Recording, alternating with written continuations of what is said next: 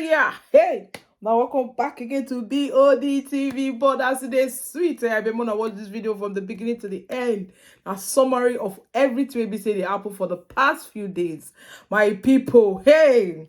I dey hear say I dey share my in fact, yeah, I don't dey beat. They say in fact the man don't get hypertension, he don't get diabetes, he don't get diabetes, he don't get all. Yeah, Peter Obi dey give her woto. P LEP they give INEC chairman woto as they talk to the extent Los Abure can they address LP supporters. Say they no cause for alarm or say in fact the thing they go on smoothly. Say as we dey talk right now, the thing is in favor of Labour Party. Hey, I bet my position is shooting for Bele well. Is in favor of Labour Party. Say the tribunal made their hand tight. They don't look and say me this case. There is no way INEC chairman can win this case at all. Say INEC chairman Tinubu APC, the journal of the together. Don't reach one for LP. They was they talk the yarn as well. Right, people know your place. They talk. I will show now the evidence. Now, these their Papa Lamidi, all those set of people. Not so when they talk of Papa Lamidi and all those yama people. Don't talk to me. They go interrogate Peter Obi. I don't understand. I know that you people are losers. In fact, I not be news. I not be news again. They say they interrogate Peter Obi until waiting. We'll leave that one for our side. I'll see you the evidence. I mean, your place everything just to spoil one kind. So I'll show you some evidence of the things we be saying they run this tribunal one kind. Rather go see bring a call give my people now sharp video with this one. But not forget to like, subscribe and to share. Hey, I allow now correct sir. Not too much. Hey, wow, we see. Guys are just too much. So guys, thank you so much for supporting this channel. I will say it again and again. I will say it. Thank you so much. This is Bod Tv. We will bring all the trends together and show you in one video. Will pack and come and deliver and come give it up on other steps. I'll see you again in my next video. The week started with the Independent National Electoral Commission being able to call one witness in the petition of the PDP and Atiku Abubakar. The witness, Dr. Lawrence Bayode, is an ICT expert who adopts his deposition before the court. Led in evidence-in-chief by the INEC counsel Abubakar Mahmood, the witness identifies a cloud trail log while making reference to the glitches during upload of results. The log is however admitted as evidence before the court amid objections by the PDP. Bayode also confirms that results transmitted electronically or manually would not affect integrity of election. He also confirms that the commission does not have any electronic collation system for the election results and that a few days to the election, the commission had published in the Tribune newspaper that it would not transmit results electronically. Under cross-examination by the Petitioners counsel Chris Uche, the witness admits that not all results were uploaded before the declaration of Bola Tinubu as president. He also tells the court that no formal report was sent to Amazon Web Services by the commission on the issues it claimed to have encountered. A copy of the final results of the European Union Election Observation Mission was also tendered by the petitioners, and the witness was made to read out a part of the report which highlighted that only 31% of the results formerly uploaded on IREF server were mathematically correct. Expectedly, the respondent raised objections to the admissibility of the report. The European Union Observation Mission, their final report was today tendered and admitted in evidence by the court. And you see that the witness who came from INEC, a director from INEC, read out the findings in that report, which clearly stated that the election fell below expectation and that only 31% of what was reported was mathematically accurate. So we think that this is a very good one.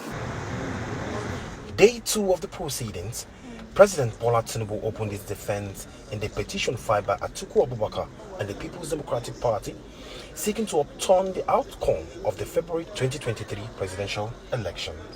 President Bola Tinubu, who is the second respondent in the petition, opens his defense with a tendering of about 17 documents before the election court. The documents tendered are copies of letter from the United States Embassy to the Nigerian police dated 4th February 2003, as it has to do with the status of Tinubu's forfeiture case, which the petitioners have raised to argue that he was not qualified to stand for election. Also tendered was a bundle of Tinubu's academic records from Chicago State University, as well as Tinubu's immigration documents and United States visas. Tinubu also tendered copies of reports of the Committee on Location of the Federal Capital of Nigeria and of Form EC8D of Kano State in respect to the February 25, 2023 presidential election, and that of Form EC8DA. Apart from the educational and travel documents, the court further admitted a copy of the originating summons of a suit instituted at the Supreme Court by the Attorneys General of Adamawa State, Akwa Ibom, Bayelsa, Delta, Edo, and Sokoto states against Tinubu. Also tendered was certified true copies of newspaper publications on several suits filed against the president by several groups. The Counsel for Atiku and the PDP objected to the admissibility of the documents, while Counsel for INEC and APC gave their consent for the documents to be tendered as exhibits before the court. Day 3 of the proceedings, the All Progressive Congress APC told the Presidential Election Petition Court that it will not participate in the whipping of dead horses, and it declined to open defense in the petition of the People's Democratic Party (PDP) and its presidential candidate Abubakar Atiku, challenging the conduct and declaration of the February 25 presidential election. APC counsel Lateef Fagbemi said there was absolutely nothing to defend in the separate petitions of the Labour Party and the PDP. The senior lawyer came to the conclusion not to open defense in Atiku's petition after cross-examining the Senate Majority Leader Michael Bamidele, the star witness to President Bola Ahmed Tinubu. Fagbemi had subjected Senator Bamidele to rigorous questioning, during which the witness, who is a legal practitioner, admitted that Tinubu's election cannot be reversed on the strength of his forfeiture of $460,000 to the United States of America through the court order. The witness, while responding to Fagbemi's question, held that Tinubu was not arraigned, indicted or sentenced for any criminal charges by any American court, adding that civil forfeiture cannot take the place of criminal trial and conviction. Earlier, the Senate Majority Leader had told the Presidential Election Petition Court that President Bola Tinubu does not need to score 25% of vote cast in FCT to be declared winner of the February 25 election. The witness, who was cross-examined by counsel for Atiku and PDP, said although Abuja is the federal capital of Nigeria, it has no special status other than that. He agreed with the petitioner's counsel that President Tinubu scored 19.4% in total votes cast in the FCT. After the testimony of President Tinubu's sole witness, Wale Olanipekun SAN announced the closure of Tinubu's defense, while Lateef Fagbemi SAN announced for APC. Meanwhile, the court has given the respondents 10 days to file their final written addresses and the petitioner 7 days to respond and 5 days to reply on point of law. Presiding Justice of the Presidential Election Petition Court, Justice Haruna Samani, said that the parties will be communicated on the date for adoption of the final written addresses. Whatever has a beginning must have an end. Today, the proceedings in terms of hearing of the petition filed by Waziri Atiku Abubakar and the People's Democratic Party, the PDP, against INEC, against Bola Ahmed Tinubu, and against the APC has come to an end. We were able to call, that is Atiku and PDP were able to call 27 witnesses, some of them expert witnesses, star witnesses. In proof of our case, we tendered a deluge of documents which were all admitted and marked as exhibits in spite of strenuous opposition by the respondents. On the other hand, the reverse side of the coin is that INEC, on whom the burden of holding elections should actually lie as to whether the elections were free and fair, called only one witness. Secondly, the second respondent, Tinubu himself, only called one witness, Senator Michael Bamidele Okpeyemi, who yesterday was elected as the majority leader of the Senate. As to the strength or weakness of his evidence, that will be left to the tribunal. But the important thing is that we did grill him through the furnace of the fire to show that the evidence he gave was not credible, and to show that the documents he tendered, particularly the report on the FCT, as a symbol of status and as a fountain of unity of the country, which they themselves tendered, was actually in favor of the petitioners. We were also able to elicit from the witness that Tinubu did not win in his own state, and that he was the only presidential candidate that did not win in his own state. All others won. Atiku won in his own state, Peter Obi won in his own state, and Kwankwaso won in his own state. That he did not win there. We were also able to enlist from the witness that of all the presidential candidates since 1999, none except Tinubu was in a position that he did not score 25%. All of them scored 25% and over, except Tinubu, who had 90-point-something%. All these things were put in evidence today. I think we have run a good race. The judgment belongs to this distinguished and honorable Court of Appeal, which is the Presidential Election Petition Tribunal, to do justice to the case, which has been witnessed by the whole world. Thank you very much. All our evidences in court, and I'm sure that, as you have seen, APC and INEC is struggling. And I want to say that from what we have seen, we are doing very well in the tribunal, and I'm sure that justice will be done at the end of the day. Our stolen mandate, no doubt, we will reclaim it at the level of the courts. And that's why we have spoken and told our supporters that they should remain calm. We believe that we will get our stolen mandates from the courts. So I want to once more reiterate that we believe in the judicial process, we believe in the courts, we believe that the judiciary will do the right thing. And that's why even where people wanted us to be on the streets, even where we were under serious pressure to be on the street, we decided that we will go to courts and be able to get justice at the end of the day. Is Dr. Abayomi Arabambi, a factional national publicity secretary of Labour Party. Welcome to the morning show. Thank you for being here. So let's go straight into it. I want to know what your reaction is to Labour Party's presidential candidate, Peter Obi's decision to delete a post that he made on Twitter in which he referred to Bola Tinubu as his president.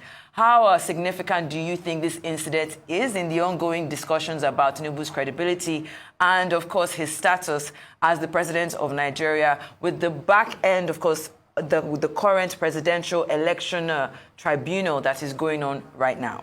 I need to, for benefit of the listener and Nigerians, make certain clarification regarding the statement of Mr. Peter Obi and Payo Adebanjo by saying that, that statement is treasonable because it is an act by them to intimidate or cause an action to overthrow a city president as enshrined in Section 37(1) of the Criminal Code Act, that anyone who levies war against the state in order to intimidate or overthrow the president or governor of a state is guilty of treason.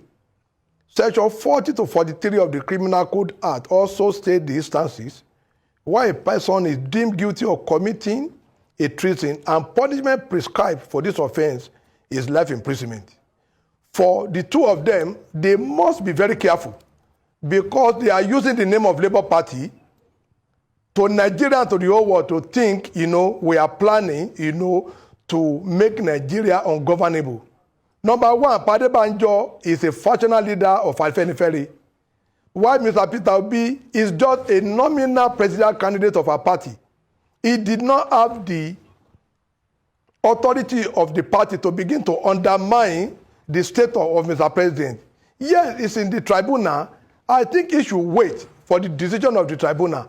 Because when you approbate and reprobate, he never can say what will be the decision of the tribunal. Will it be at that time, he will not be preaching peace to who? Nobody will listen to him. He has no right because the president has been sworn in by the Chief Justice of Nigeria in line with the constitutional provision. So when you now say you don't accept someone as a president, he might need to relocate out of Nigeria rather than for him to be undermining the constitution of Nigeria. And I also want to put it on record that before the last administration, most of this action had been taking place and nothing was done. I want to put the National Security Advisor on alert, the Inspector General of Police on alert, and the Director General of DSS. Labour Party had decided that these two people needed to be cautioned. They must invite them for interrogation. If they don't, we will go to court. Federal Court has jurisdiction to hear mandamus. We will go to court to get a mandamus against the National Security Advisor, against the DSS, and against the Regional Police, because it is not a good thing for you to just be planning to make Nigeria ungovernable. You can't be inciting Nigerians against a city president. The President Bola Tinubu has been sworn in as the President of Federal Republic of Nigeria. We all need to respect that, rather than for us now to be making, comments that are inimical to the progress of our dear country. We have no country to go. People like us don't have anywhere to run to. People like them might have, one or two countries to run to should there be war in Nigeria. We don't pray for such. Let us maintain decorum. Let us maintain peace. They are before the Legislative Petition Tribunal, and they must give them the room to make their decision. Once they are not contented, you have a right to ventilate your anger and move upstairs to Supreme Court. And whatever Supreme Court decided is the final as far as election petition is concerned in Nigeria. That is our position on that. We know that Peter Obi has also called for peace from his supporters. Now, you have been referred to as the controversial or factional National Publicity Secretary of the Labour Party. If I recall, in December, you were sacked by the National Working Committee of your party as its acting National Publicity Secretary. Now, before we delve into further questions, what is your position in the party as we speak? The Lagos State chapter of the Labour Party has also asked that you and a Samuel Akingbade should stop parading yourselves as members of the party because, you're moving around the election petition tribunals, especially in Lagos State, to derail the chances of the Labour Party. Now, also last week, where Islamidi Papa was trending, can you share his position? I believe that there was a Bielsa judgment affirming him as your party's national chairman. Well, thank you very much. As far as Labour Party is concerned today, we have only one national chairman, which, first of all, on the 5th of April, when the court restrained Abure and 3 others from parading themselves as national officers. Then, on the 12th of May, their primary objection to that suit was dismissed in its entirety by the FCTI court. And once you know a preliminary objection is used to abate or to kill a substantive suit. One preliminary objection is dismissed. You have lost it all, you have to go to appeal. And as I speak, the appeal is coming up Tuesday in Abuja. So once you appeal against a decision, they were the appellant, we are not the appellant. We are the respondent. Once Abure has filed an appeal, it means that the decision of the court to restrain him subsists. That is number one. Number two, they went to Asaba to go and conduct what I will call a wada keri, kind of neck. Because he has been restrained, this was where he was making all manner of suspension with Mr. Peter Obi and the rest of them. And I am surprised that a man that was restrained will still go to Asaba. While you are under a court injunction, you went to Asaba. But we didn't give a damn about it. They proceeded on the 15th to go and conduct their primary. And after they are done, we made sure they wasted their money. We went to federal. They even were the one that went to court because our lawyer wrote to INEC informing them about the subsisting order of the FCTI court that Abure, whatever he does, primary or not, should not be recognized. It was at the point of INEC recognizing that one of their candidates that participated in the primary of Abure on the 15th went to federal court to Owerri. And the court, in their judgment delivered on the 18th of June, stated clearly that for any primary conducted by Abure who have been restrained by a court of competent jurisdiction and that restraining order had not been set aside by the court of appeal, every of their candidates they pick from Imo, Bayelsa, and Kogi, they are null and void, and the court now affirmed our own national working committee led by Alhaji Lamidi Apapa as the authentic that INEC should be dealing with, and that was the status quo. So for anybody to now be saying, oh, they want to be suspended or not, it is just a matter I wouldn't want to deal with because we are before a court, and they have also appealed on the 6th of July. Abure has filed an appeal against that judgment of the federal court. So when you are an appellant before a court, you can't be parading yourself as officer of that party. That is the situation. As we speak, Alhaji Lamidi Apapa and my humble self remain the public secretary of Labour Party, and Alhaji Lamidi Apapa remain the national chairman. Akingbade remain the national legal advisor. It's not for any other person to now be appropriating and reprobating. They are not the law. We have a court in Nigeria that have given we have 3 judgments now in our favor that they have appealed, and we will meet them up on Tuesday. One is coming up, for determination. All right, Mr. Abambi, I would just like you to clarify for us what you meant by Mr. Peter Obi being a nominal presidential candidate, which was this, very language that you used earlier while speaking with you. You said it was just a nominal presidential candidate and that he should be invited by the DSS.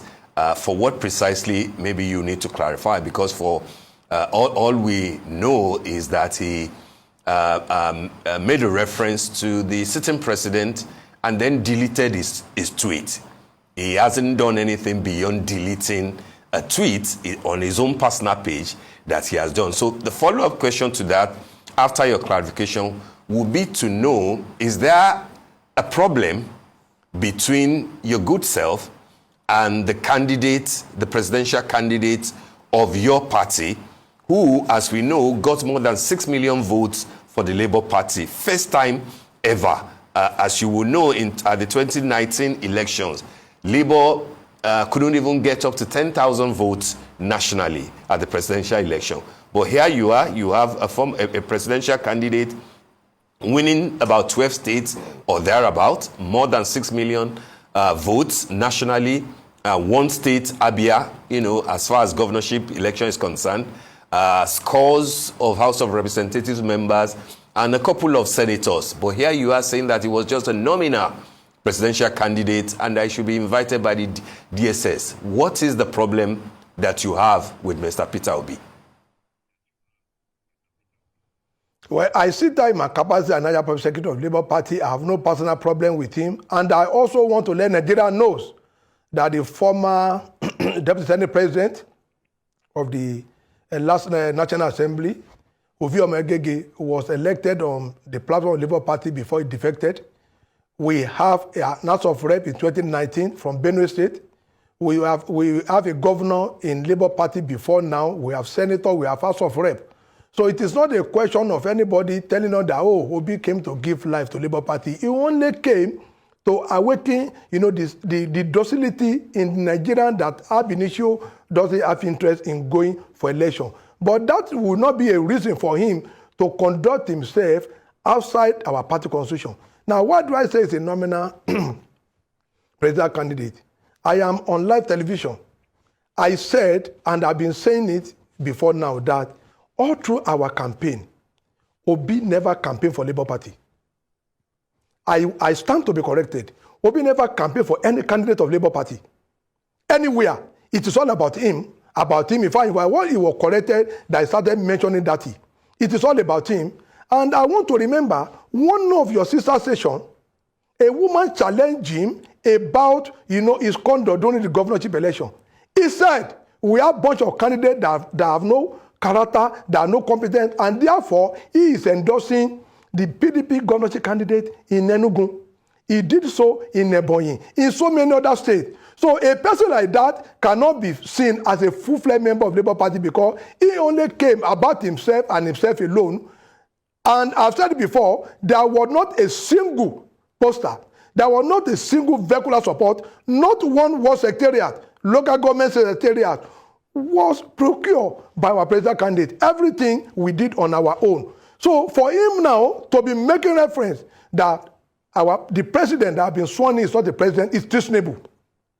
Then Payade Banjo to said, oh, the government of President Ahmed Tinubu does not exist or is an illegitimate. It's also treasonable because it is only court that can determine who is a legitimate owner, occupier of a position, and who is the legitimate person, who is the illegitimate person. It is not within the ambit of your discussion. All right, Mr. Rabambi. The government is legitimate, or you refer to someone as president, and you now, you decide to demarcate. Okay, it all is right. Wrong. We really have to go, but just before we go, in 10 seconds, do you still have faith in the tribunal, in the case that your party and the candidate of your party have in the tribunal? It's a yes or no answer, if you don't mind. Well, for us, the deed has been done by him. The party was not part of what he's doing there, but we will abide by whatever decision, the presidential tribunal, whatever decision they take, we are going to abide by it. This is Bod TV Bod. In case the first time you come here, please don't forget to subscribe and hit that notification bell for more uploads.